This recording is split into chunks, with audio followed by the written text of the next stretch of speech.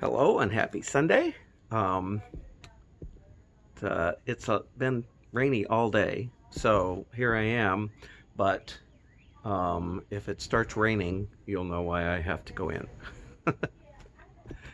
Um, the reading today is uh, from the beginning of Second Samuel, and um, you remember David served Saul, and God's favor had been taken away from Saul, but Saul didn't take it too well. So there was a big fight. And David had to run for his life for a long part of that time. And finally, Saul and Saul's son Jonathan were finally killed. And you remember that David and Jonathan were very close, closer than brothers, from how David describes it. And so now, at the beginning of Second Samuel, all that's over. Um, Saul is finally dead, and David knows that he has been anointed to become king. And of course, all of his soldiers knew that as well. Um, so, that's where the story begins here in Second Samuel. And here it is. This is chapter 1, verse 1, and then I'll skip over to 17. Now it came to pass after the death of Saul, when David was returned from the slaughter of the Amalekites, and David stayed for 2 more days in Ziklag. And verse 17, and David lamented with this lamentation over Saul and over Jonathan his son, and he instructed everybody to be taught the song, The Use of the Bow, and it is written in the book of Jasher.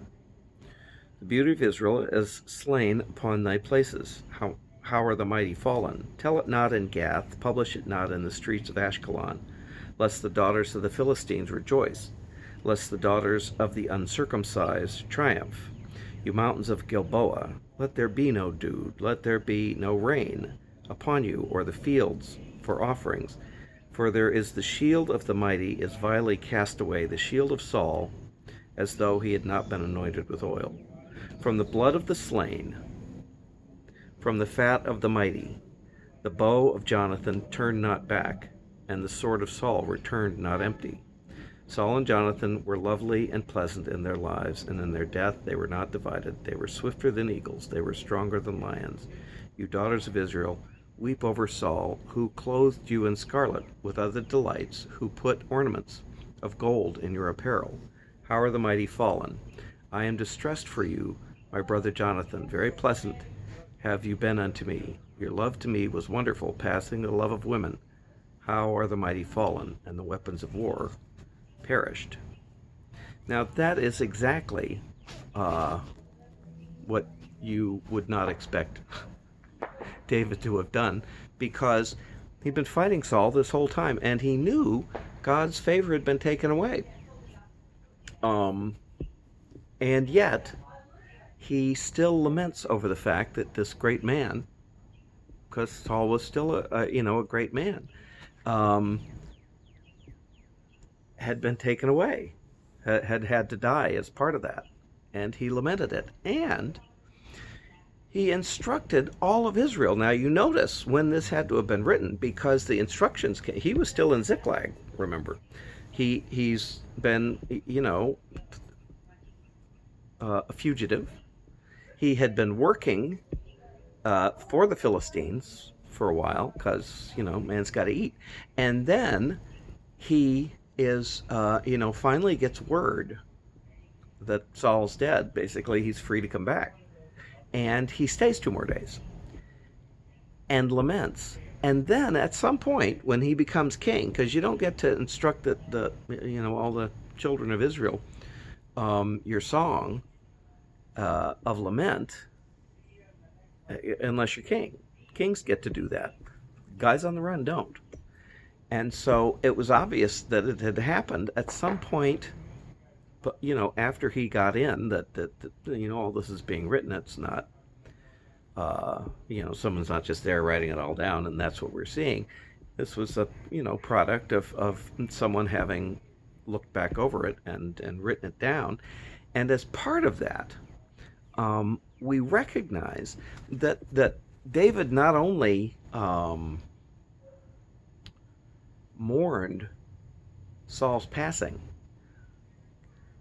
but he wanted to make sure everybody recognized how lucky they were to have had Saul, and that they should mourn him too.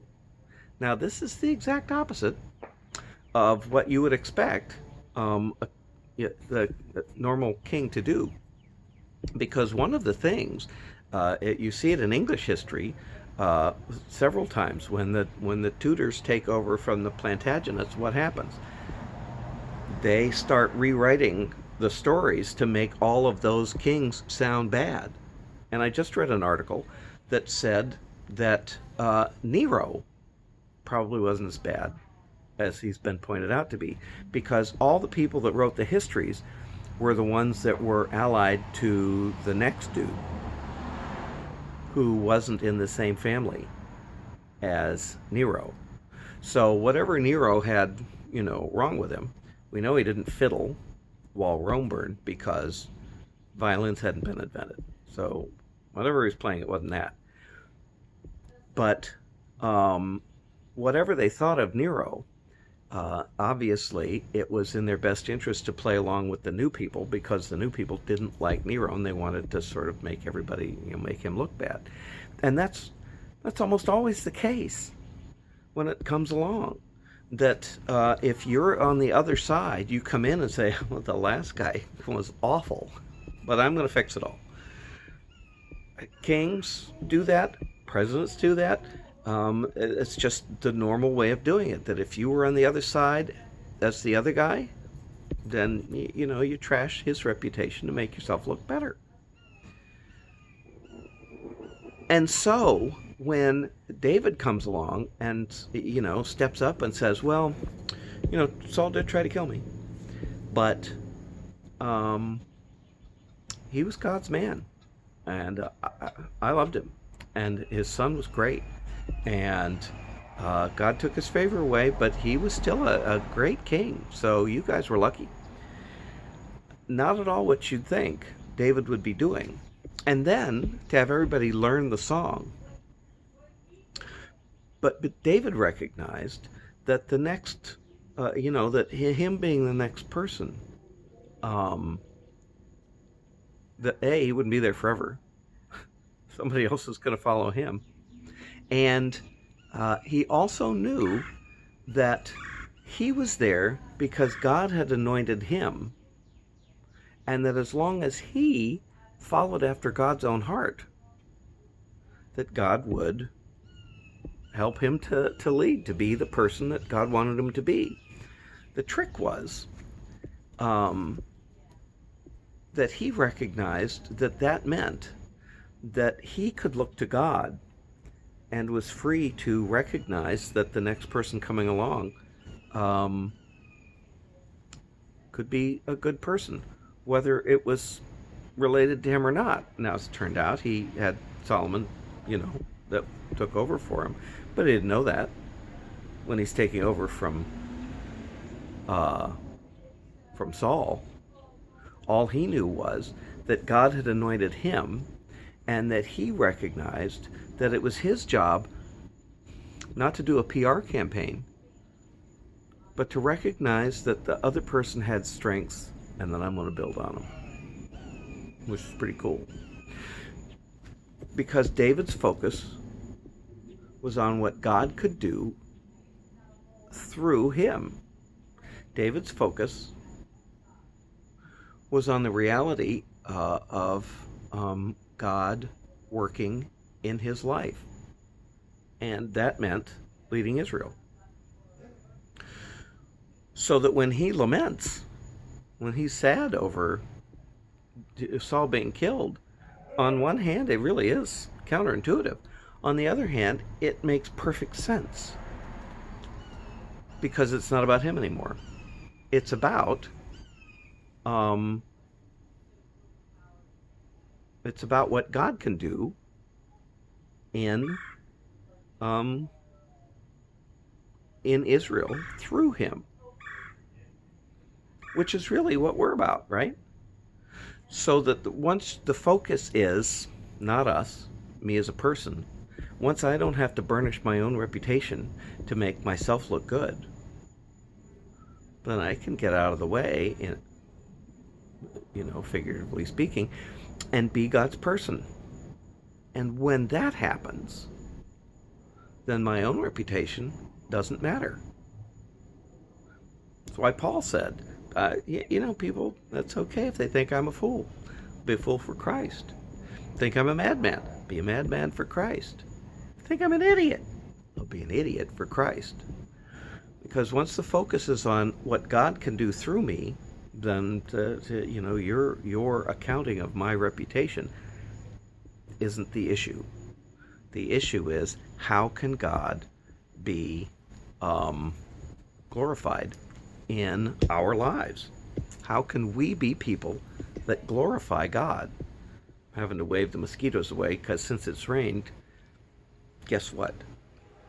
The mosquitoes have decided that now it's time, which, surprise, that's the case. And here in Castleberry, it's swampy right back over there. There's a stream, and it's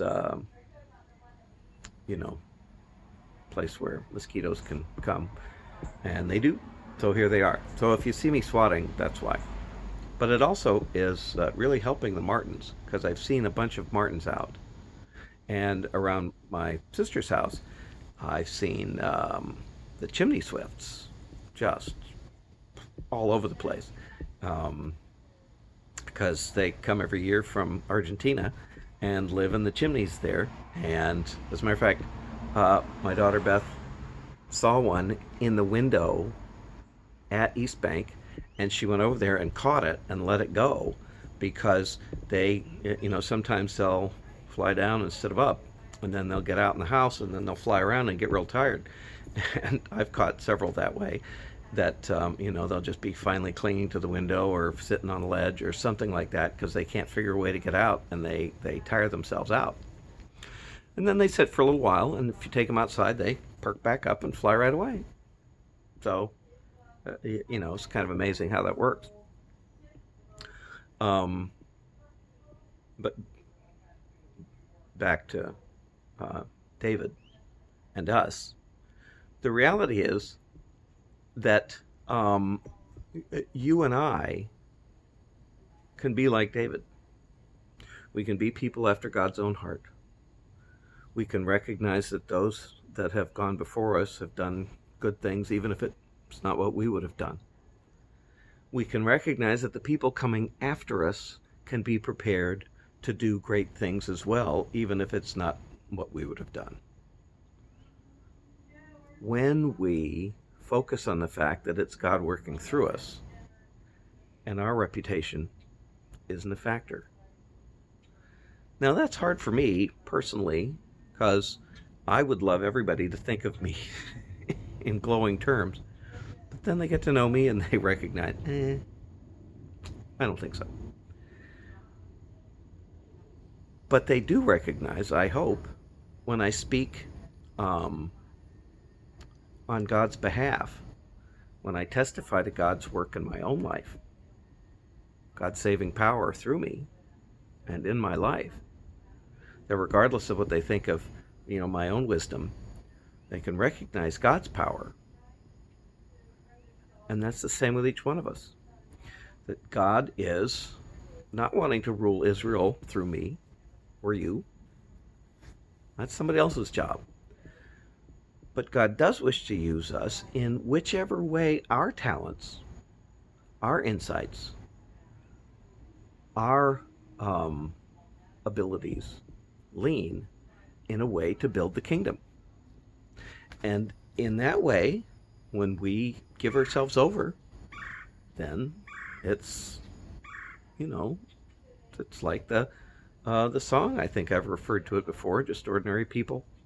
God uses ordinary people. He uses people who are willing to do as he commands, just like that little lad who gave Jesus all he had, and the multitudes were fed with the fish and loaves of bread. What we have may not seem much, but when we yield it to the touch of the Master's hand, then we can understand how life can never be the same.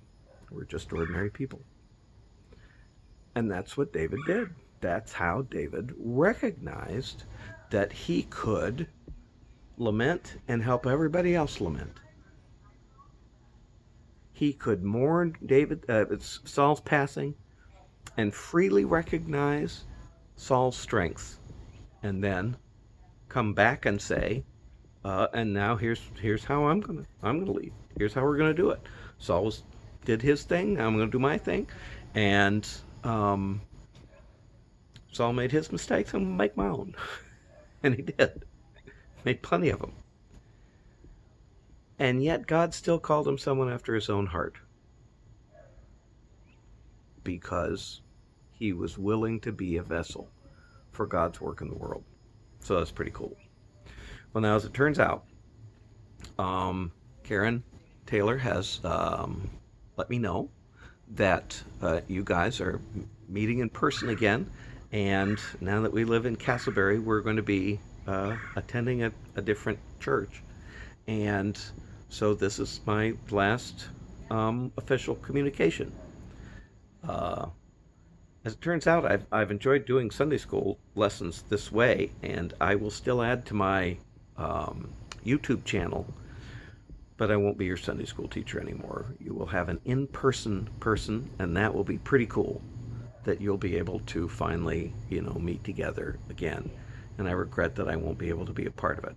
I am very happy to have participated in the way that I've been able to, and I'm certainly always proud to be associated with every single one of you from St. Andrews, and prior to that from Aloma.